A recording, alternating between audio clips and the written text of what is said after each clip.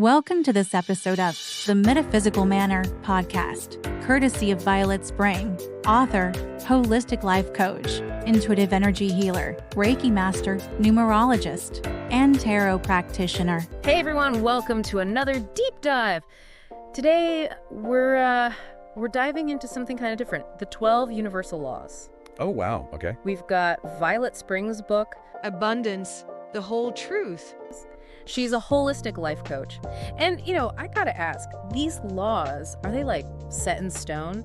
That's a great question. It's not really about rigid rules, It's more about, think of them as a framework, right? Okay, a framework. I like that. Yeah, a framework for understanding, life's energy. Yeah. How we fit into it all. So not a rule book, more like a guidebook. Exactly. All right, so let's start with this law of vibration. What's that all about? Well, it's all about energy. Okay, energy, got it. But not just any energy, the energy we give off, Our thoughts, feelings, even actions. So good vibes attract good things. Kind of.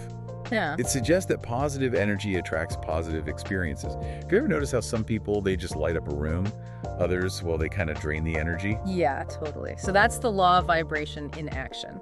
It is. It's recognizing that we're always emitting energy, right? And that energy, it impacts everything around us. Okay, so if I'm feeling stressed or negative, am I just doomed to attract more of that? Not necessarily. The key here is awareness. When we're mindful of our energy, we can choose to raise our vibration, So fake it till you make it. Not exactly faking it, more like shifting your focus. Think about it. When you're feeling upbeat, optimistic, you're naturally going to attract more positive opportunities. True. Attracts, makes sense.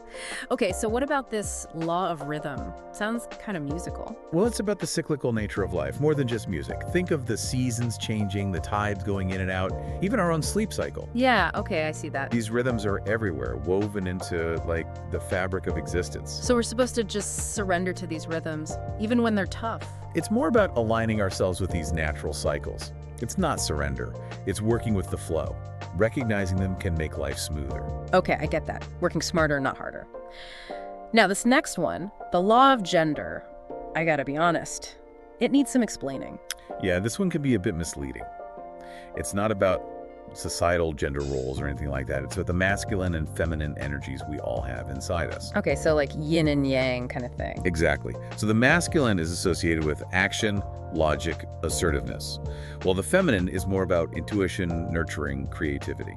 Interesting. So are we aiming for a perfect balance of these energies? Not necessarily about a perfect 50-50 split. It's more about recognizing when one energy might be dominating and then consciously tapping into the other to create more inner harmony. Finding that sweet spot. Yes. Where both energies are working together. Got it. All right, next up, the law of correspondence. This one screams interconnectedness, right? Right on. As above, so below. I do. It suggests our inner world is a reflection of the outer world and vice versa. Okay, hold on. So if my desk is a mess, my mind is a mess. Well, it might be worth exploring. But on a deeper level, it means that by understanding ourselves, we can understand the universe better. And by observing the universe, we learn more about ourselves. Whoa, that's deep. Right.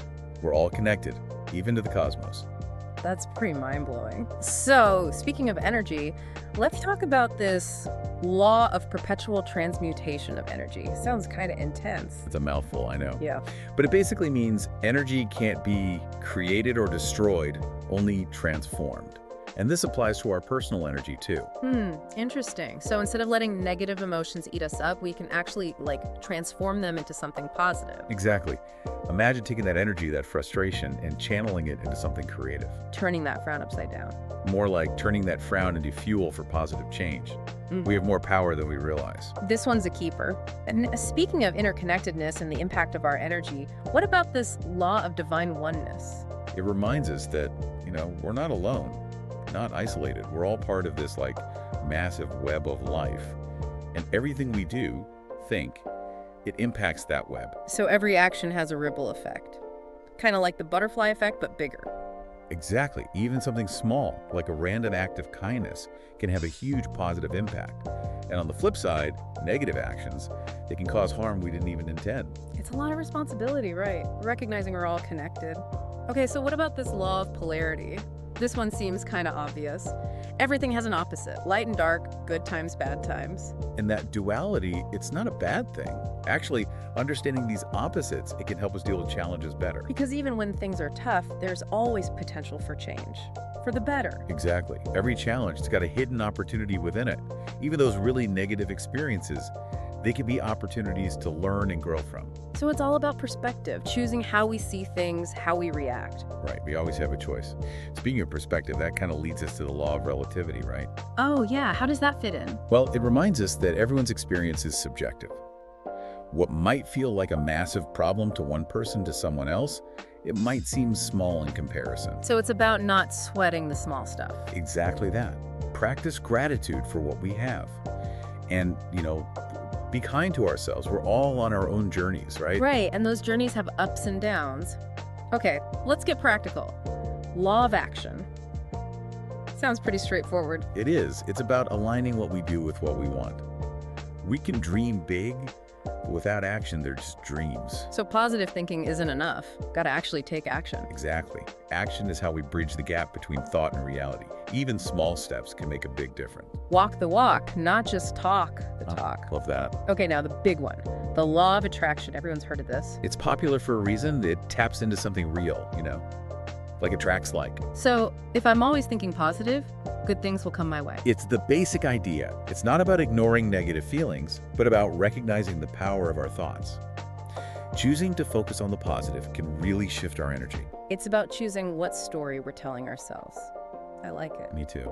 And it ties into this idea of personal responsibility, which, is a theme running through a lot of these laws. Definitely. Which brings us to the law of cause and effect.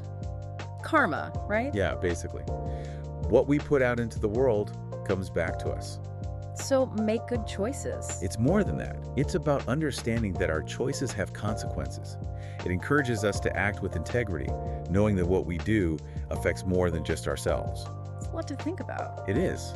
And that leads us to the final law on our list, the law of compensation. Okay, lay it on me. What's the deal with this one? It's about balance. It suggests that the universe, it seeks equilibrium. We get back what we give, but not always in the way we expect. And not just material things either. So trust the process. Exactly. Trust that things are working out, even when it doesn't feel like it. The universe has your back. I like that. Okay, so we've covered a lot. From vibration to compensation, it's wild how interconnected these laws are. They are. They're not meant to be strict rules, more like guidelines, a way to understand ourselves and the universe a bit better. It's about finding what resonates with you, using these ideas as a lens. Exactly. And that's what makes it so cool. It's personal. What speaks to you might not speak to someone else, and that's totally okay. It's your own personal journey with these laws. Yeah, and that's what makes it so empowering, right? You get to choose. It's not about following some strict rules. It's about, taking these principles and seeing how they fit into your life. So as we're wrapping up our deep dive here, what's the biggest takeaway you hope listeners are left with? I think, honestly, it's realizing we have more power than we think. These laws, they're not here to limit us. They're here to help us create the life we want. It's about those aha moments, right? When something just clicks. Yeah. Maybe the law of attraction gets you fired up about your goals, or the law of rhythm reminds you to slow down, take care of yourself. Or even that law of divine oneness, reminding us we're all connected, we all make a difference. Exactly. It's about finding those laws that really speak to you, using them as tools, for growth, for change. This has been amazing. I feel like I've learned so much. If you had to pick just one law to focus on, which one would it be and why? Ooh, that's a tough one. But if I had to pick, I think I'd go with the law of perpetual transmutation of energy. Okay, that one is a mouthful. Why that one? Because it reminds me that we can always transform things. Even the tough stuff, it can become something good. Turning those challenges into opportunities. Exactly. And that's a message everyone needs to hear, I think. I agree. So what's one thing listeners can do starting today to bring these laws into their lives? Just observe. Pay attention to what's happening around you. See which laws are already showing up in your life, even if you haven't noticed them before. Be more aware. I like it. It's about being open, being curious. The universe has a plan. Beautifully said. Well, that about wraps up our deep dive into the 12 universal laws. It was fun. Remember, everyone, this is just the beginning. Keep exploring, keep those minds open, and most importantly, trust your gut. Until next time, Keep asking those big questions and never stop growing. Thanks for watching. Want to be part of this Soul Star tribe? It's easy. Just like and subscribe. There's lots more to come.